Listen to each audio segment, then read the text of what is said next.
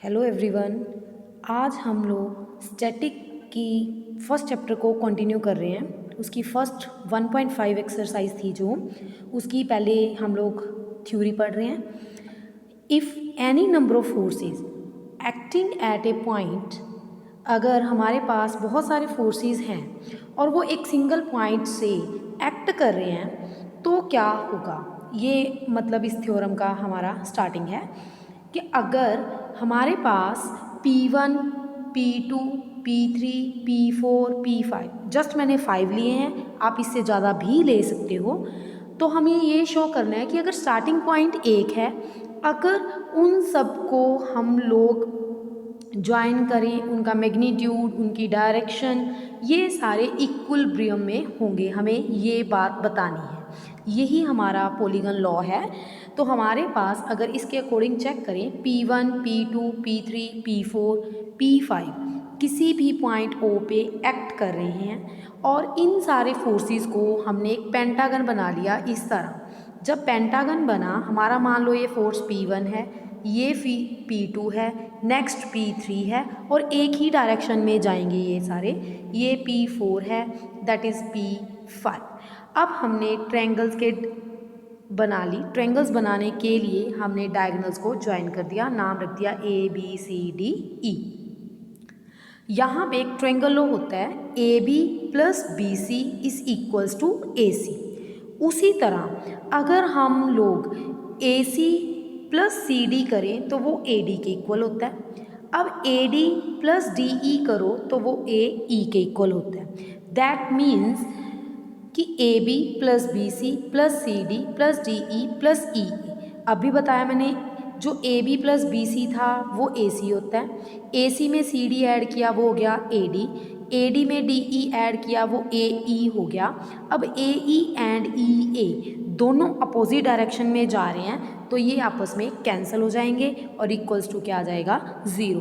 तो यहाँ से आपको क्या मिल गया कि P1, P2, P3, P4, P5 equilibrium में होंगे। ये इस थ्योरम का प्रूफ था। नेक्स्ट है हमारे पास कन्वर्स ऑफ, या फिर ये कह लो कि theorem of resolved parts. Resolved parts का मतलब कि algebraic sum of resolved parts of two concurrent forces in any direction in their plane is equal to resolved part of their resultant in the same direction। Means कि अगर आपके पास मान लो P force दिया है, Q force दिया है, उसके आप रिजल्टेंट ढूंढते हो तो रिजल्टेंट हमारा होता है R। तो उस हिसाब से जो हमारा P फोर्स है वो किस साइड पे लग रहा था उसके साथ आपका कोस लग जाता है। जो Q फोर्स है वो किस डायरेक्शन में लग रहा था, कितना एंगल बना रहा था, उस पे हम लोग साथ में कोस बीटा लगा देते हैं। दैट मीन्स कि अगर अल्फा एंड बीटा आपके पास दो एंगल्स होंगे। प्रूफ के लिए क्या है, फिगर देखिए।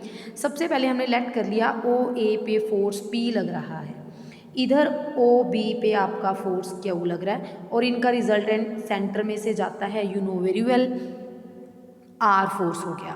अब हमने इसको ज्वाइन कर दिया। जब ज्वाइन किया, C से OX पे एक सीधा परपेंडिकुलर ड्रॉ किया, इसको भी ज्वाइन कर दिया। अगर A से L तक और इधर से K से N तक दोनों का डिस्टेंस सेम होगा, सिमिलरली B से भी X एक्सिस पे हमने परपेंडिकुलर ड्रॉ कर दिया।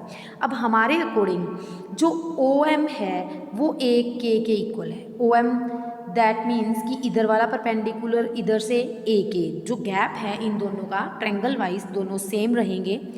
और अगर हम P का रिजोल्व पार्ट्स की बात करते हैं तो मैंने स्पेशली ये बोला है कि P एक्स एक्सिस के साथ क्या एंगल बना रहा है। यहाँ पे अपन ने नाम लिख दिया AOL, आप अल्फ़ा बीटा समथिंग भी लिख सकते हैं।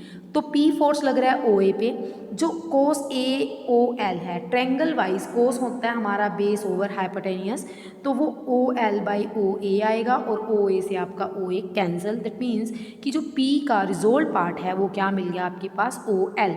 इसी तरह Q का रिजोल्व पार्ट आपको मिलेगा OM और अगर R की बात करो तो वो क्या मिलेगा, N। अब हम P फोर्स के रिजोल्व पार्ट और Q फोर्स के रिजोल्व पार्ट को एडिंग करते हैं तो वो हमारा रिजोल्व पार्ट ऑफ R हो जाता है। इसी तरह जो रिजोल्व पार्ट की जनरलाइजेशन है, जनरलाइजेशन का मतलब यहाँ पे जो आपने पढ़ा है वो सिर्फ 2 फोर्सेस और उनका रिजल्टेंट एक R था। अगर आपके पास फोर्सेस 2 या 2 से ज़्यादा आ जाते हैं तब हमारा क्या प्रूफ होता है, वो जनरलाइजेशन है इस थ्योरम का। इसके लिए मतलब आपने सिर्फ ये चीज़ पढ़नी है कि अगर आपके पास P, Q, R, P1, P2, P3 जितने मर्जी फोर्सेस हों, उन सब के एक्स एक्सिस के अलोंग अगर आप लोग फोर्सेस ऐड करते हो तो आपके पास जो रिजल्टेंट होगा उसका एक्स एक्सिस के अलोंग जो फोर्स होगा दोनों आपस में क्या होंगे, इक्वल। ठीक है।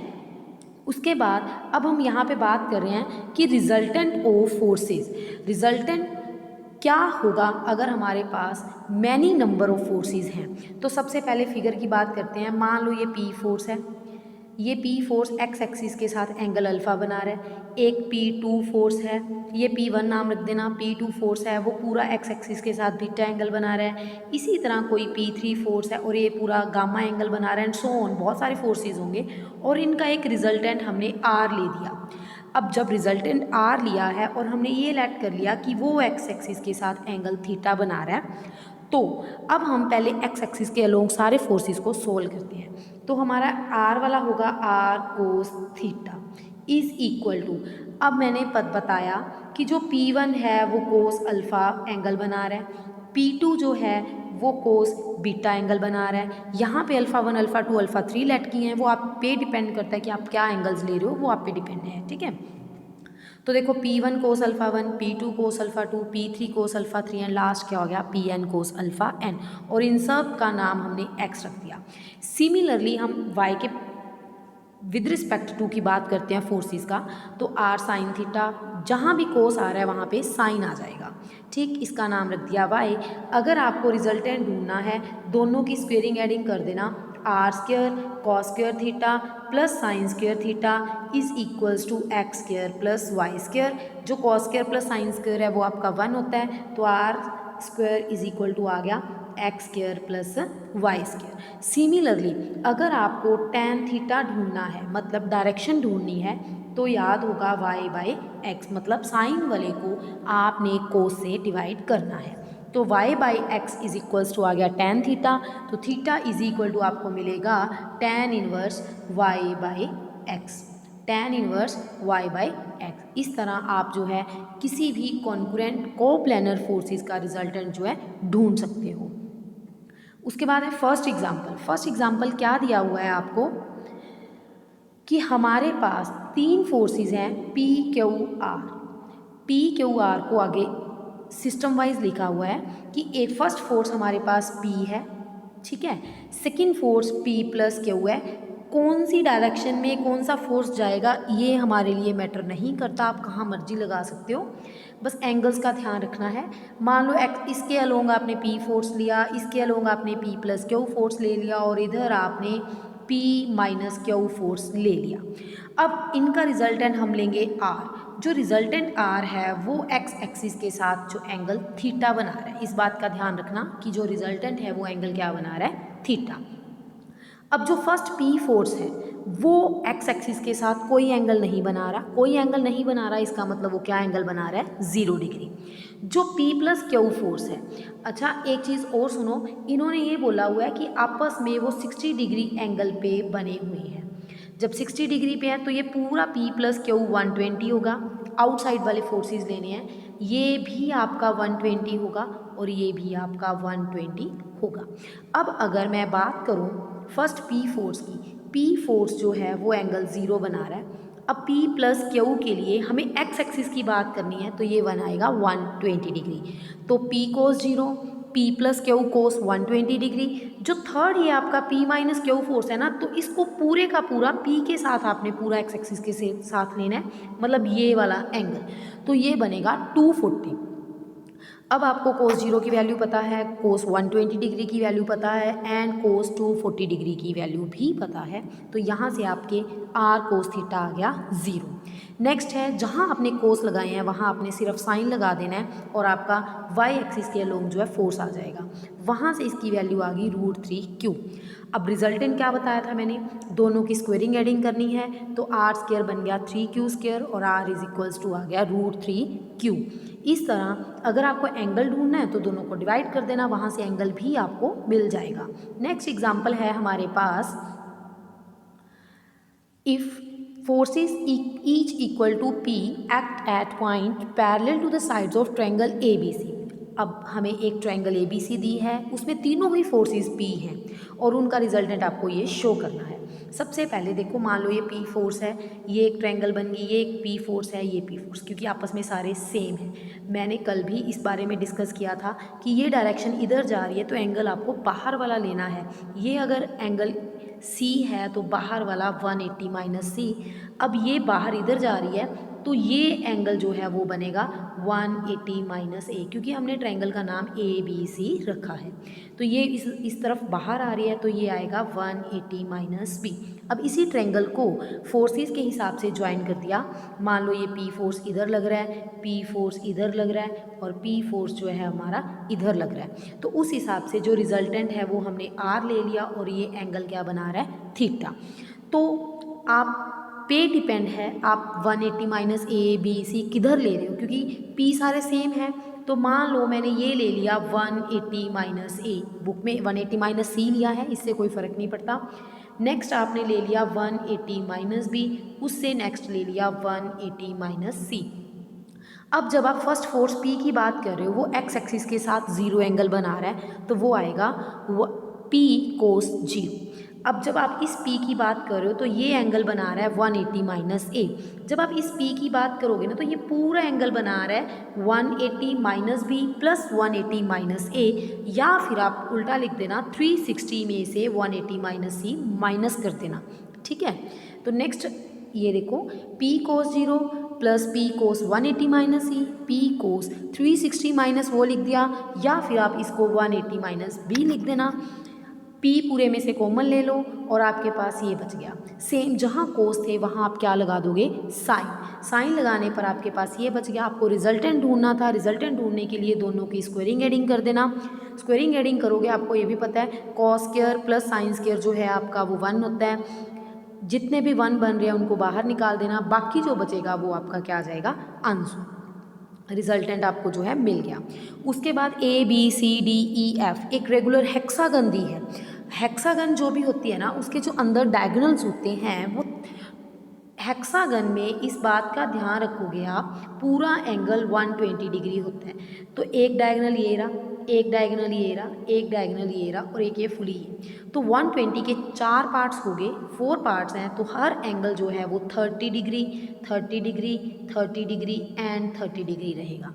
इसीलिए अगर हम यहाँ पे स्टेटमेंट की बात करें, रेगुलर हेक्सागन दी हुई है, एक फर्स्ट फोर्स है 4, सेकंड है A√3, थर्ड है 16, फोर्थ है 4√3 एंड फिफ्थ है 8 न्यूटन।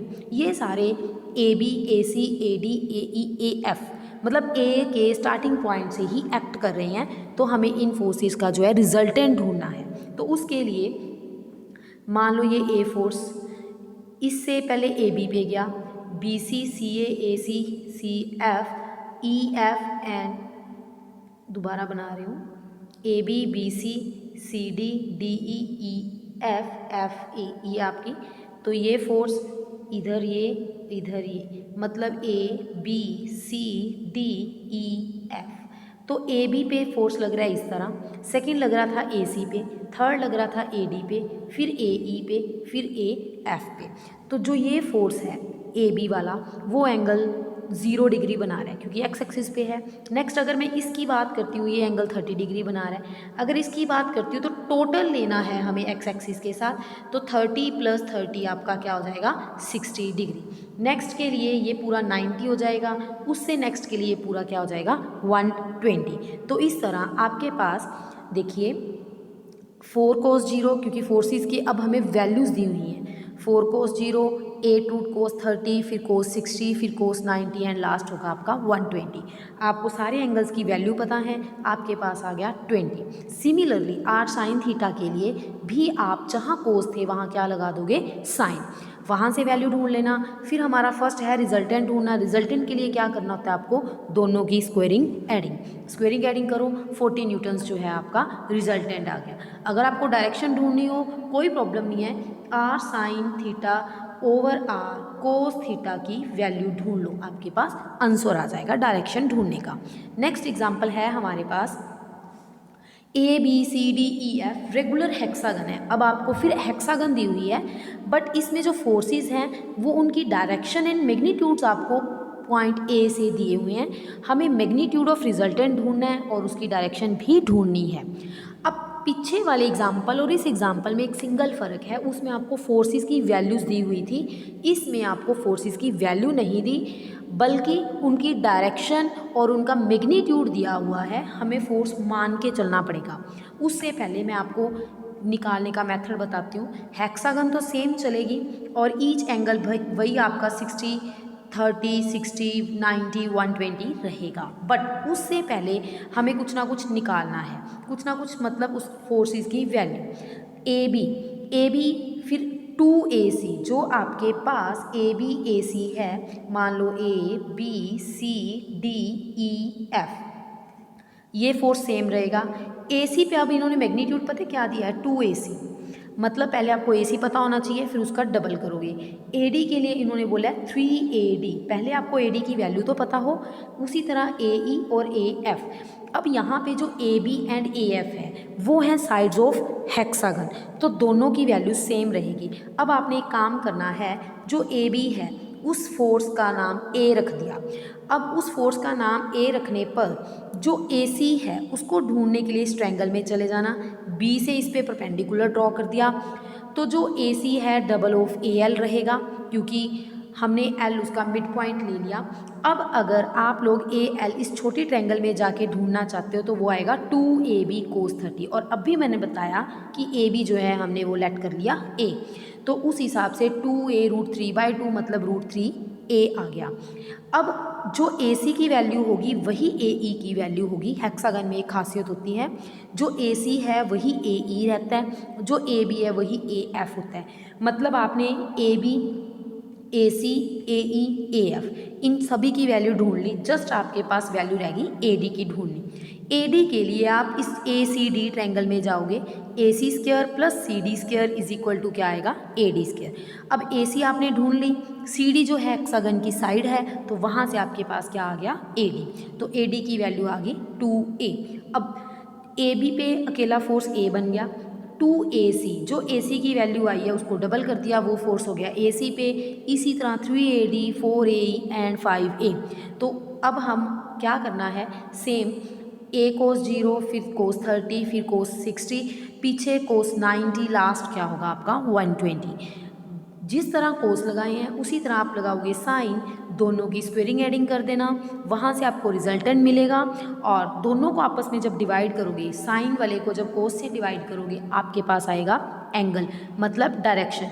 यहाँ से इस तरह आपका जो फर्स्ट 1.5 है ये कंप्लीट हो गया है, ठीक है।